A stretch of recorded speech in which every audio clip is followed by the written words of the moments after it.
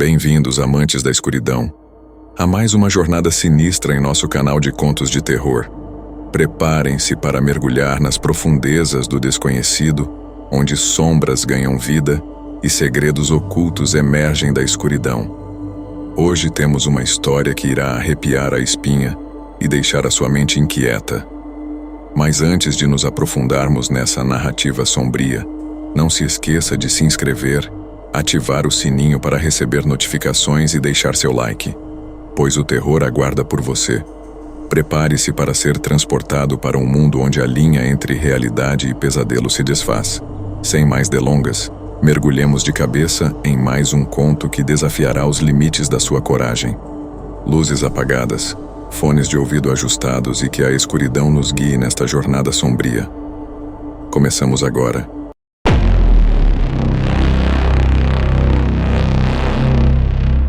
Desde a sua inauguração em 1934 até o seu fechamento em 1963, Alcatraz foi palco de eventos sombrios que não podiam ser explicados apenas pela brutalidade do ambiente ou pela natureza criminosa de seus habitantes. Muitos acreditam que o local foi marcado pelas almas atormentadas dos prisioneiros que lá morreram em condições desumanas, seja por suicídio, assassinato ou doenças. Esses espíritos, presos na ilha, vagariam pelos corredores da prisão, incapazes de encontrar paz. Um dos primeiros relatos de assombrações na ilha surgiu pouco após a inauguração da prisão. Guardas começaram a relatar sons estranhos, como passos pesados nos corredores vazios, portas de celas que se batiam sozinhas, o mais aterrador, gritos que ecoavam pelas paredes durante a noite. Esses gritos eram descritos como desesperadores, como se uma alma estivesse sendo torturada. Mas ao investigar a origem desses sons, os guardas nunca encontravam nada ou ninguém. As celas estariam vazias e o silêncio tomava conta novamente, deixando uma sensação de calafrio nos que presenciaram tais eventos. Um dos relatos mais conhecidos vem de um guarda veterano que patrulhava o Bloco D, uma das áreas mais temidas da prisão. O Bloco D abrigava as celas de isolamento, onde os prisioneiros eram mantidos em completo confinamento solitário por dias, às vezes semanas, sem ver a luz do sol. Essas celas eram apelidadas de O Buraco, e muitos acreditavam que a energia negativa acumulada pelos anos de sofrimento criava um ambiente propício para fenômenos paranormais. Esse guarda, em particular, era um homem cético, que não acreditava em fantasmas ou assombrações. Ele ria dos colegas que contavam sobre os eventos sobrenaturais e dizia que eram apenas produto da imaginação fértil de homens vivendo sob constante estresse. Certa noite, enquanto fazia sua ronda habitual, ele começou a ouvir barulhos estranhos vindos de uma das celas do O Buraco. Ao se aproximar, ouviu claramente o som de alguém chorando. Achando que algum prisioneiro havia conseguido entrar no Bloco D sem autorização, ele foi até a cela de onde o som parecia vir, preparado para lidar com o infrator. No entanto, ao abrir a porta da cela, ele não encontrou ninguém. O choro, no entanto, continuava, agora mais baixo, como se viesse de dentro das paredes. Sentindo um frio subir por sua espinha, o guarda rapidamente fechou a cela e se retirou. Depois daquela noite, ele nunca mais duvidou das histórias contadas por seus colegas. Outro evento perturbador envolve um prisioneiro que ficou conhecido apenas como o Prisioneiro 14. Esse homem, segundo relatos, era um dos internos mais violentos de Alcatraz. Ele passava a maior parte de seu tempo em confinamento solitário devido às brigas que causava com outros presos e aos ataques aos guardas. Sua fama de homem perigoso era tal que até seus colegas o temiam. Um dia, Prisioneiro 14 foi colocado em uma das celas do Bloco D como punição. No meio da noite, os guardas ouviram gritos de pânico vindos de sua cela. Ao correrem para verificar, encontraram o homem em um estado de completo desespero, alegando que havia uma criatura com ele na cela. Ele descreveu uma figura sombria, com olhos brilhantes e sorriso diabólico, que o observava do canto da cela. Os guardas, naturalmente, não acreditaram nele e o mandaram se acalmar, dizendo que era apenas o confinamento solitário pregando peças em sua mente. No entanto, na manhã seguinte, ao fazerem a checagem matinal, encontraram o Prisioneiro 14 morto, com sinais claros de estrangulamento. O mais assustador é que sua cela estava trancada por fora, e ninguém havia entrado ou saído durante a noite. Os guardas que o encontraram ficaram em choque, e muitos acreditam até hoje que ele foi vítima de uma entidade sobrenatural que habitava aquela cela. Esses acontecimentos logo se espalharam pela prisão, e tanto guardas quanto prisioneiros passaram a evitar certas áreas de Alcatraz, especialmente o Bloco D. Muitos afirmavam sentir uma presença maligna naquela parte da prisão, e até os visitantes que mais tarde foram autorizados a fazer tours relataram sensações de sufocamento e pavor ao passarem pelas celas de confinamento. Mas as histórias de terror em Alcatraz não se limitavam apenas ao Bloco D. Uma das lendas mais antigas envolve um prisioneiro que morreu durante uma tentativa de fuga mal-sucedida. Segundo os relatos, esse homem tentou escapar nadando pelas águas geladas da Baía de São Francisco, mas acabou morrendo afogado. Desde então, vários prisioneiros e guardas relataram ver uma figura molhada, vestida com o uniforme da prisão, vagando pelos pátios da prisão à noite. Ele seria o espírito daquele homem, condenado a vagar eternamente, incapaz de deixar a ilha. Os guardas, especialmente os que faziam a ronda noturna, relatavam frequentemente avistamentos de figuras humanas que desapareciam assim que eram confrontadas. Um guarda veterano relatou uma vez que, durante uma de suas patrulhas, viu um homem parado no corredor que levava às celas. O homem estava de costas para ele, e ao ser chamado para se identificar, simplesmente desapareceu no ar. O guarda, embora acostumado aos sons e às sombras da prisão, ficou abalado com a experiência e pediu para ser transferido para outro posto. Outro incidente curioso envolve o famoso Al Capone, que foi um dos prisioneiros mais notórios de Alcatraz. Durante seu tempo na prisão, Capone passou a se comportar de maneira estranha, alegando estar sendo assombrado pelo espírito de um homem que ele havia mandado matar. Ele teria ficado paranoico e, por medo, se recusava a sair de sua cela para o banho de sol. Dizem que Capone passava horas tocando o banjo em sua cela, tentando afastar os espíritos que acreditava estar o perseguindo. Alguns guardas da época relatavam ouvir o som do banjo mesmo quando Capone não estava em sua cela, como se algo ou alguém estivesse tocando o instrumento em seu lugar. Com o passar dos anos, as histórias de assombrações em Alcatraz se tornaram tão populares que, após o fechamento da prisão em 1963, vários investigadores paranormais e programas de televisão visitaram a ilha em busca de evidências do sobrenatural. Muitos desses investigadores relataram experiências inexplicáveis, como equipamentos que paravam de funcionar sem motivo aparente, mudanças bruscas de temperatura e vozes captadas por gravadores em áreas onde não havia ninguém presente. Alcatraz, mesmo depois de desativada como prisão, continua a ser um dos locais mais assombrados dos Estados Unidos. O lugar carrega em suas paredes o peso de décadas de sofrimento, dor e violência, e muitos acreditam que esse acúmulo de energia negativa é o que mantém os espíritos dos prisioneiros presos ali. Para alguns, visitar a ilha é apenas um passeio turístico. Para outros, é uma experiência perturbadora que desperta sentimentos inexplicáveis de medo e opressão. Essas histórias e relatos fazem de Alcatraz muito mais do que uma simples prisão histórica. Ela é um lugar onde o passado parece nunca ter sido deixado para trás, onde as almas atormentadas de antigos prisioneiros ainda vagam, esperando por uma libertação que talvez nunca venha.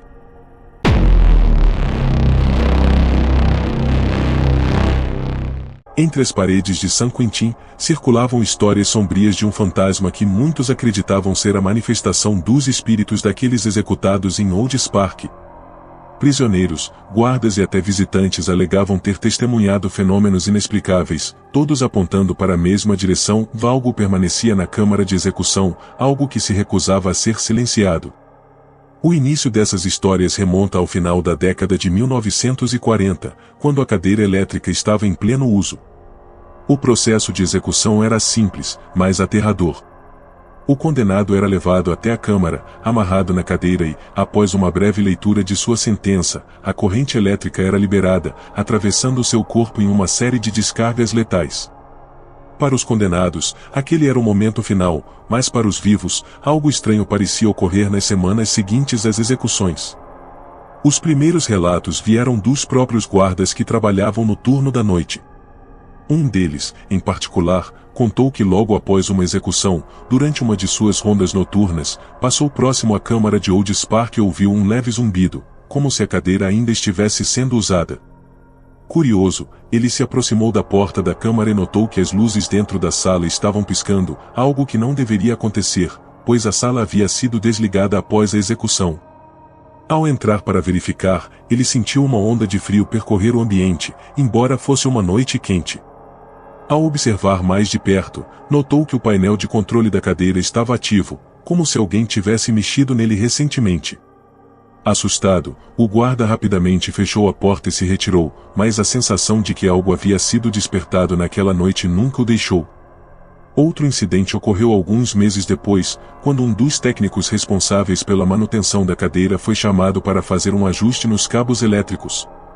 O homem, um técnico experiente que havia trabalhado em várias execuções, sempre encarou seu trabalho com frieza e profissionalismo.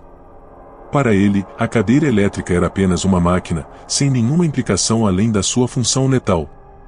No entanto, naquele dia, ao ajustar os cabos, ele sentiu uma forte descarga elétrica que o jogou para trás. Quando se recuperou do choque, ele olhou para a cadeira e viu o que descreveu como uma figura nebulosa sentada nela. Era como se o espírito de alguém que havia sido executado se recusasse a abandonar o local. A figura parecia envolta em uma espécie de neblina, com traços vagos e indistintos, mas seu olhar fixo na cadeira deixou o técnico aterrorizado. Ele nunca mais entrou na câmara de execução depois daquele dia. As histórias sobre Old Spark logo se espalharam pelos corredores de San Quentin. Os prisioneiros, sempre ávidos por relatos sobrenaturais que quebrassem a monotonia e o medo da morte, começaram a acreditar que aqueles que morriam na cadeira não encontravam a paz, mas ficavam presos ali, próximos ao local de sua execução. Era como se suas almas fossem drenadas pela descarga elétrica, ficando aprisionadas para sempre entre o mundo dos vivos e dos mortos.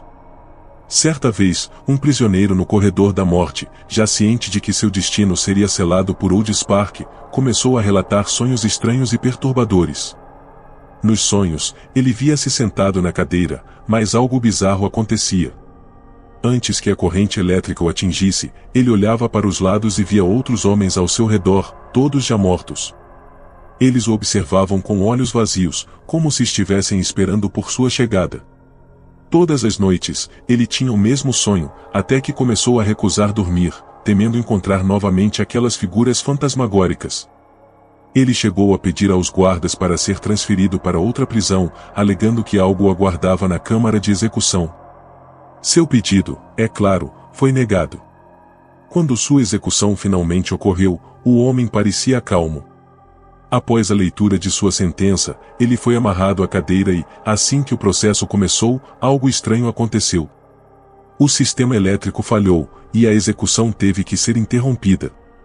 Durante os momentos em que o prisioneiro aguardava o conserto da cadeira, ele começou a rir de maneira incontrolável, alegando que os fantasmas que o aguardavam estavam satisfeitos com o que acontecia. "Eles não querem me deixar ir", ele gritou, antes de perder a consciência devido à tensão. A execução foi completada pouco depois, mas os guardas que estavam presentes nunca esqueceram a expressão de terror no rosto do homem antes de morrer. Após esse incidente, os relatos de avistamentos de figuras fantasmagóricas na câmara de execução aumentaram.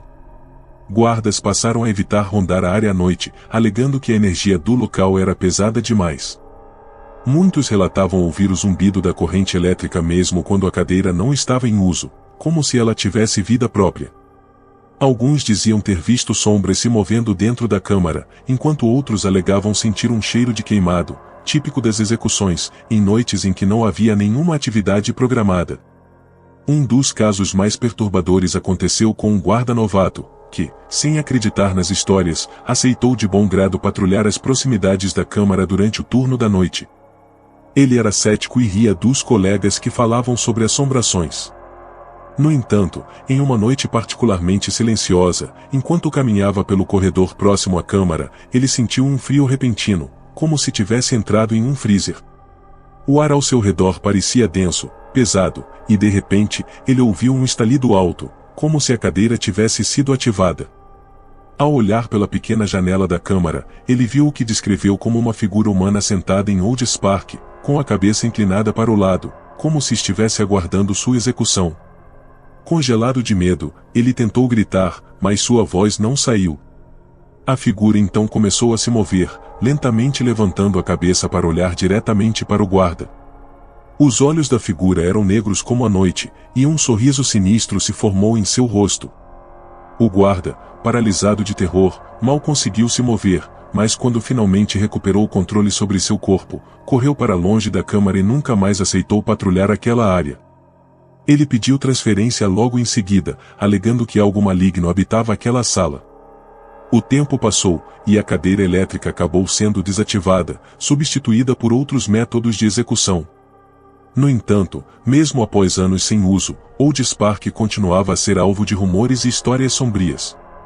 Muitos acreditavam que os espíritos dos condenados ainda estavam presos naquela cadeira, incapazes de seguir em frente. Era como se a eletricidade tivesse queimado suas almas de tal maneira que elas jamais poderiam escapar da câmara de execução.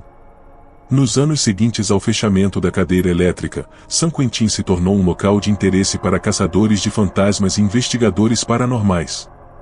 Alguns grupos foram autorizados a visitar a câmara de execução e, em várias ocasiões, captaram sons inexplicáveis e fenômenos estranhos.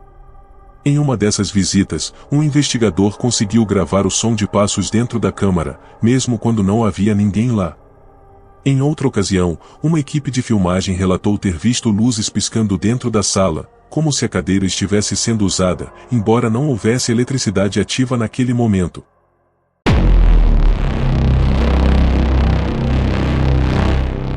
Os corredores de Eastern State logo se tornaram um lugar onde murmúrios inquietantes e vozes desconexas podiam ser ouvidos a qualquer momento.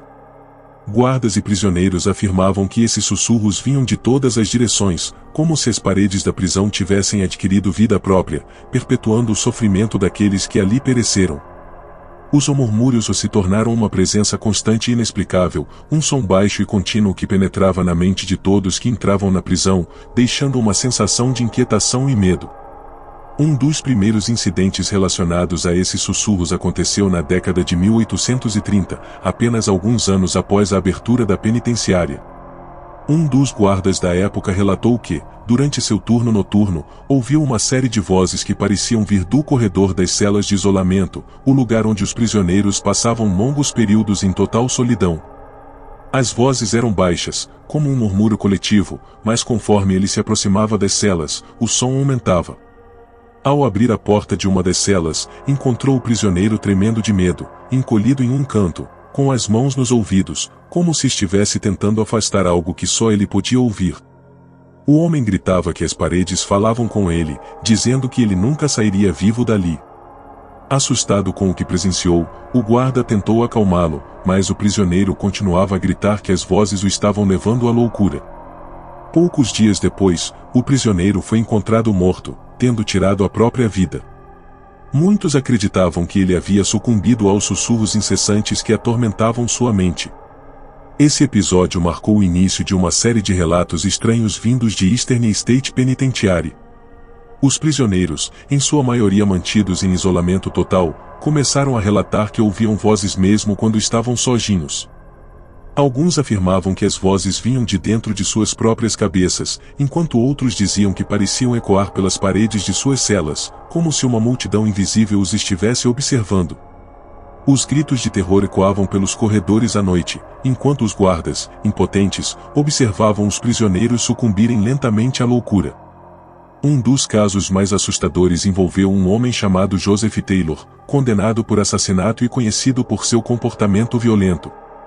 Taylor passou muitos anos na prisão, sempre negando qualquer envolvimento com o crime pelo qual havia sido condenado.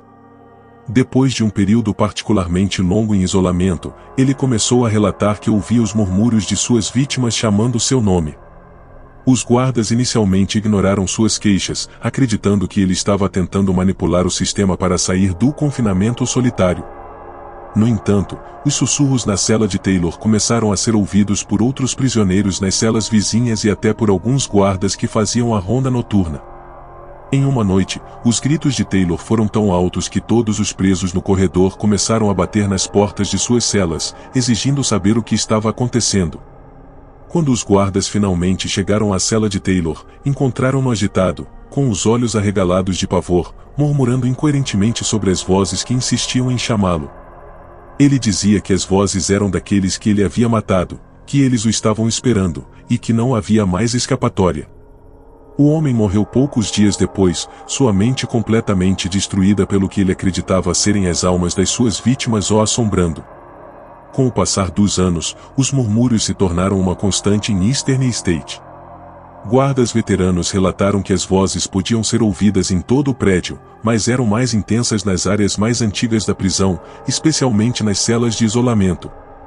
O som, muitas vezes descrito como um zumbido baixo e contínuo, parecia se intensificar durante as horas mais escuras da noite, quando os prisioneiros estavam em suas celas, e os corredores ficavam desprovidos de qualquer atividade. Os guardas que patrulhavam a prisão durante esses horários começaram a relatar sensações inexplicáveis de pavor e angústia, como se estivessem sendo observados de perto. Vários deles afirmaram que, durante suas rondas noturnas, sentiam uma presença atrás deles, mas quando se viravam, não havia ninguém. Alguns até relataram avistamentos de figuras nebulosas nos corredores, que desapareciam assim que tentavam se aproximar. A prisão, que já era um local de desespero devido à dureza de suas condições, começou a adquirir a reputação de ser assombrada.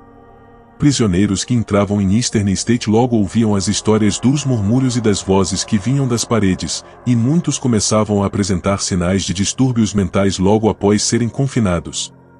Um dos eventos mais notórios envolvendo os murmúrios aconteceu com o prisioneiro Charles Chunky O'Reilly. Chunky era um homem robusto, conhecido por ser agressivo e temido pelos outros detentos. Ele estava cumprindo pena por uma série de roubos violentos e, apesar de seu comportamento intimidador, sempre se mostrou imune às histórias de fantasmas e assombrações que circulavam pela prisão. Cético por natureza, Chunky ridicularizava os relatos de vozes e fantasmas, desafiando qualquer um que dissesse ter ouvido algo estranho. No entanto, tudo mudou quando Chunky foi colocado em isolamento por agredir outro prisioneiro.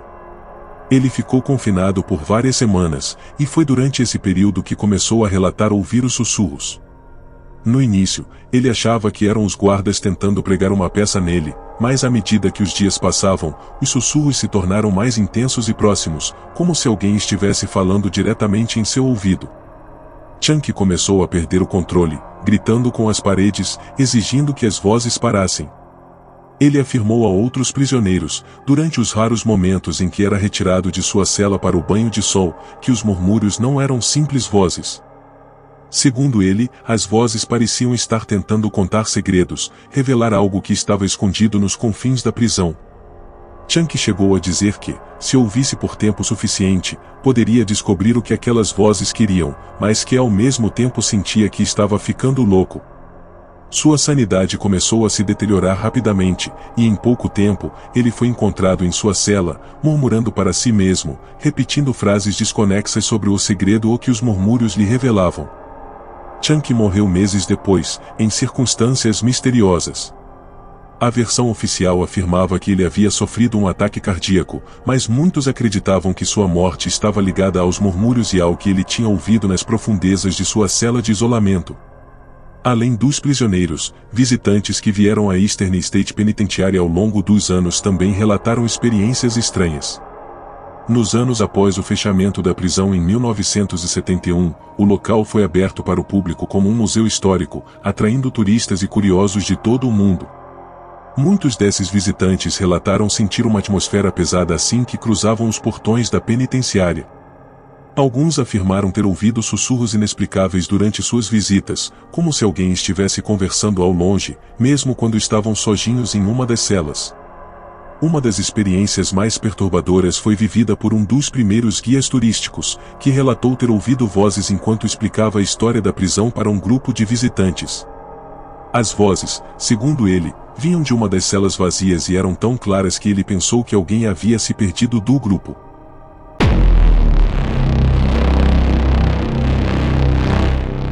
O nome Richard Ramirez evoca imagens de terror e violência, e seu caso é um dos mais notórios da história criminal dos Estados Unidos. Conhecido como o The Night Stalker, Ramirez aterrorizou a Califórnia durante os anos 80, deixando um rastro de morte, medo e mistério por onde passava. Nascido em 1960 no Texas, Ramírez cresceu em um ambiente difícil, marcado pela violência doméstica, abuso de substâncias e a influência de seu primo, um veterano da Guerra do Vietnã que lhe mostrava fotos perturbadoras de atrocidades que havia cometido durante o conflito. Esse início conturbado moldou a mente de Ramírez, que desde jovem demonstrava um comportamento perturbador e uma fascinação por ocultismo, satanismo e atos de crueldade. No entanto, foi em 1984 que Richard Ramírez começou sua jornada macabra como o Night Stalker. Durante pouco mais de um ano, ele cometeu uma série de invasões domiciliares, roubos, agressões, estupros e assassinatos brutais, muitas vezes escolhendo suas vítimas aleatoriamente, o que tornava ainda mais difícil para as autoridades traçarem um padrão ou capturá-lo. Ramírez não discriminava suas vítimas, homens, mulheres, crianças, idosos, todos estavam em perigo.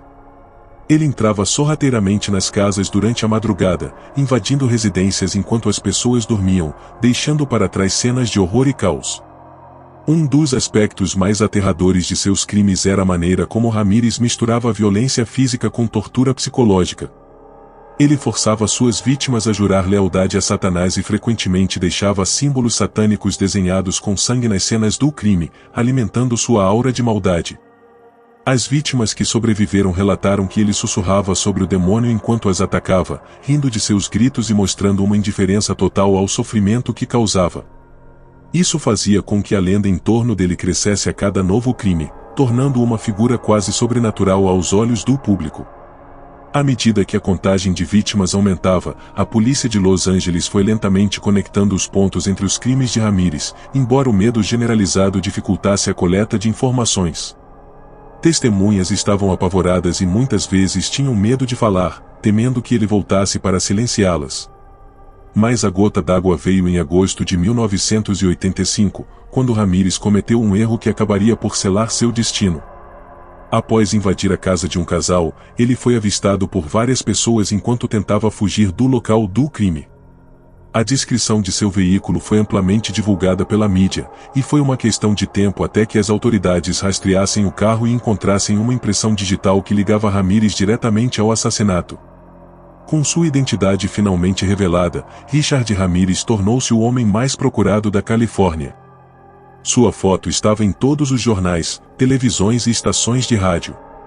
No entanto, foi o próprio público que, em um golpe de justiça poética, o capturou. Em 31 de agosto de 1985, Ramírez foi reconhecido por moradores do bairro de East Los Angeles enquanto tentava roubar um carro. A população local rapidamente o cercou, e, após uma tentativa fracassada de fuga, Ramírez foi espancado pelos moradores até a chegada da polícia. O terror que ele havia espalhado por tanto tempo terminou de forma dramática, com seus próprios atos levando-o à prisão. Durante seu julgamento, Richard Ramírez continuou a alimentar sua imagem de devoto do satanismo. Ele frequentemente aparecia no tribunal com símbolos satânicos desenhados nas mãos, e em uma de suas primeiras aparições públicas, ele gritou, "Rei o Satã", para os repórteres e espectadores presentes. Sua atitude indiferente e zombeteira durante todo o processo apenas ampliou sua fama como um dos assassinos mais frios e calculistas da história recente. Ele não demonstrava remorso, e seus olhos escuros e frios encaravam todos na sala com uma mistura de desprezo e superioridade. O julgamento foi um verdadeiro circo midiático. A natureza grotesca dos crimes e a personalidade de Ramírez fascinaram o público, e cada novo detalhe revelado durante os procedimentos judiciais tornava o caso ainda mais sinistro. As testemunhas descreveram cenas de horror inimagináveis, e as provas de seu envolvimento em múltiplos assassinatos eram esmagadoras. Mas o que chocou ainda mais a sociedade foi a reação de certas pessoas ao caso. Ramírez começou a receber cartas de admiradores, incluindo mulheres que se diziam apaixonadas por ele, fascinadas por sua aura de perigo e maldade. Algumas dessas mulheres chegaram a comparecer ao tribunal, vestidas de preto, na esperança de chamar sua atenção. Em setembro de 1989, após meses de julgamento e deliberação, Richard Ramírez foi condenado por 13 assassinatos, além de várias outras acusações de agressão, roubo e estupro. Ele foi sentenciado à morte, e durante a leitura da sentença, ele apenas sorriu, reafirmando sua lealdade ao Mestre das Trevas. Suas últimas palavras no tribunal foram: "Veja você no inferno". No entanto, a execução de Ramírez nunca ocorreu. Após sua condenação, ele passou o restante de sua vida no corredor da morte na prisão estadual de San Quentin, na Califórnia, aguardando a execução que nunca chegou. Ele morreu em 2013 de complicações relacionadas ao linfoma, encerrando uma vida que havia sido dedicada à destruição, ao caos e ao mal. Apesar de sua morte, o legado de Richard Ramírez como o Night Stalker persiste até hoje. Seus crimes continuam a ser estudados por criminologistas e psicólogos, que tentam entender o que motivava alguém a cometer atos tão atrozes. O caso de Ramírez é também frequentemente citado em discussões sobre o impacto da mídia na criação de figuras icônicas no crime, com seu nome sendo associado a uma espécie de culto macabro que fascina algumas pessoas até os dias de hoje. O reinado de terror de Richard Ramírez não foi apenas um caso de assassinatos em série, mas também um exemplo de como o medo e o misticismo podem se misturar na mente de um indivíduo perturbado, criando uma figura quase mitológica. Ele não apenas tirou vidas, mas também deixou cicatrizes profundas nas comunidades que aterrorizou. Suas vítimas, muitas das quais sofreram abusos físicos e psicológicos inimagináveis, carregaram para sempre o peso de sua violência. O medo gerado por seus ataques foi tão forte que, mesmo após sua prisão, muitos moradores da Califórnia ainda tinham dificuldade em dormir à noite, preocupados com a possibilidade de que algo tão aterrador pudesse acontecer novamente. O caso de Richard Ramírez é um lembrete sombrio de que o mal pode surgir de qualquer lugar, e que a combinação de traumas pessoais, influências externas e crenças distorcidas pode criar monstros de carne e osso. Sua história continua a assombrar os anais da criminologia, servindo como um exemplo aterrorizante de até onde a mente humana pode chegar quando imersa nas trevas.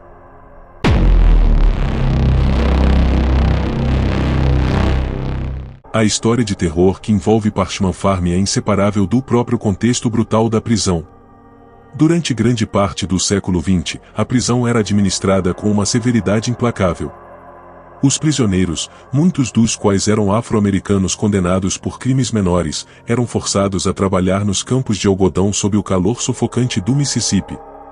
Guardas armados, conhecidos como trustees, eram prisioneiros selecionados que tinham o poder de controlar os outros, muitas vezes de maneira violenta e sem piedade. Os castigos corporais eram frequentes, e as condições de vida eram desumanas. O sofrimento físico e psicológico parecia impregnar o ar de Parchman, criando um ambiente de desespero total. Foi nesse cenário de dor e opressão que as primeiras histórias de assombrações começaram a surgir. Muitos prisioneiros e guardas relataram ter visto figuras sombrias vagando pelos campos durante a noite, ouvidos gritos inexplicáveis ecoando nos corredores e até presenciado fenômenos que desafiavam a lógica.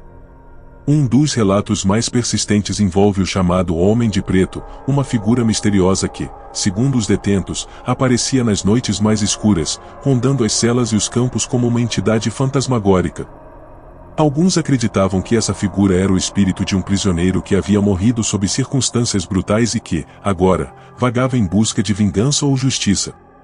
A lenda do Homem de Preto começou a ganhar força nas décadas de 1930 e 1940, quando os maus-tratos na prisão atingiram seu auge.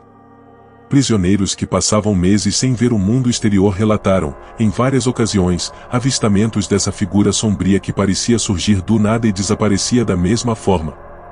Guardas, que muitas vezes eram céticos em relação a histórias de fantasmas, começaram a relatar experiências semelhantes.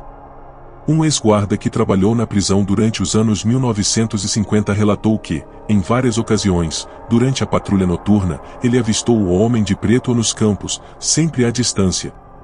Ele descreveu a figura como alta e magra, vestindo o que parecia ser um manto ou capa, e sempre caminhando lentamente, como se estivesse inspecionando os campos onde tantos prisioneiros haviam trabalhado e sofrido. Além dos avistamentos, muitos guardas e prisioneiros começaram a relatar fenômenos ainda mais perturbadores. Vozes murmurantes eram ouvidas nas celas vazias, muitas vezes chamando pelo nome de prisioneiros falecidos. Objetos inanimados, como ferramentas de trabalho ou equipamentos das celas, pareciam se mover sozinhos, especialmente durante a noite. O som de correntes arrastando pelo chão era um relato comum, apesar de não haver prisioneiros nas proximidades no momento dos incidentes. E, Em uma cela específica, os detentos recusavam-se a dormir, alegando que algo ou alguém os observava durante a noite. Essa cela, localizada no bloco D, logo ganhou a reputação de ser o amaldiçoada. Vários prisioneiros que foram confinados ali relataram ter pesadelos horríveis e acordar no meio da noite com uma sensação de sufocamento, como se uma mão invisível estivesse apertando suas gargantas. Alguns até afirmaram ver a figura do homem de preto dentro da cela, parado no canto, observando-os em silêncio. Outros disseram sentir um frio glacial no ar, mesmo nos dias mais quentes do verão do Mississippi. O medo dessa cela tornou-se tão intenso que os guardas, eventualmente, pararam de usá-la, preferindo deixá-la vazia, mesmo quando havia escassez de espaço na prisão. Nos anos 1960, Parchman Farm começou a passar por uma série de reformas, tanto estruturais quanto administrativas.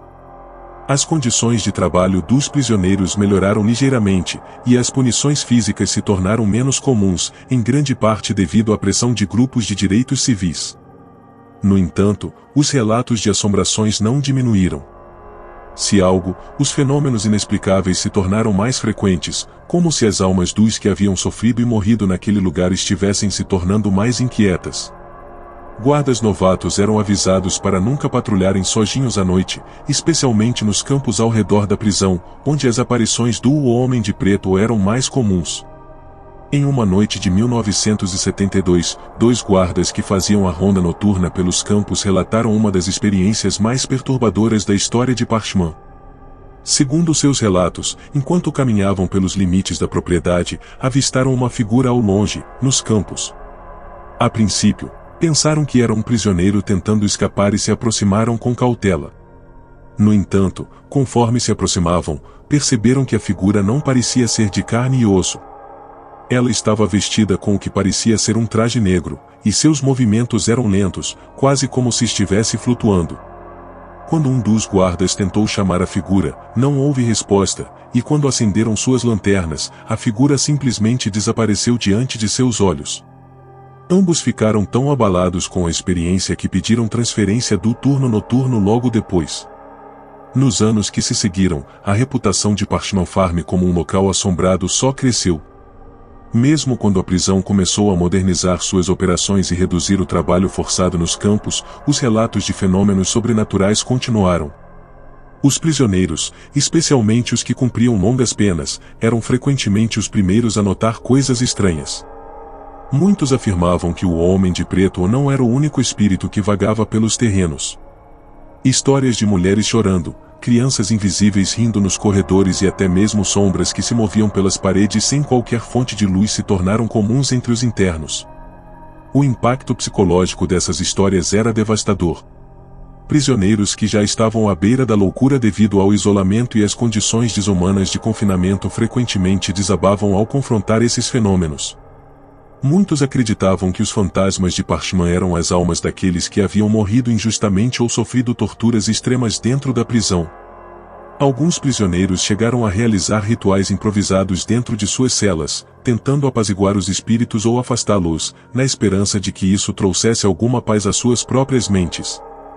Os investigadores paranormais eventualmente se interessaram por Parchman Farm, especialmente na década de 1990, quando a cultura popular de fantasmas e assombrações ganhou força nos Estados Unidos. Equipados com câmeras de vídeo, gravadores de áudio e outros dispositivos modernos, esses investigadores esperavam capturar evidências concretas dos fenômenos relatados. E, de fato, muitos saíram de Parchman com gravações inexplicáveis, vozes capturadas em áudio que não podiam ser atribuídas a nenhum ser humano presente, imagens de sombras se movendo nos corredores vazios e até relatos de sensações físicas como calafrios e toques invisíveis. Em um dos casos mais famosos, uma equipe de filmagem capturou o som de correntes sendo arrastadas no chão de um dos corredores abandonados. O som era nítido e claro, mas, ao revisar as imagens, ficou evidente que não havia ninguém no corredor no momento da gravação. Isso levou os investigadores a acreditar que os ecos do passado de Parchman ainda reverberavam naquele espaço, como se o próprio edifício tivesse absorvido o sofrimento e a dor das almas que ali pereceram.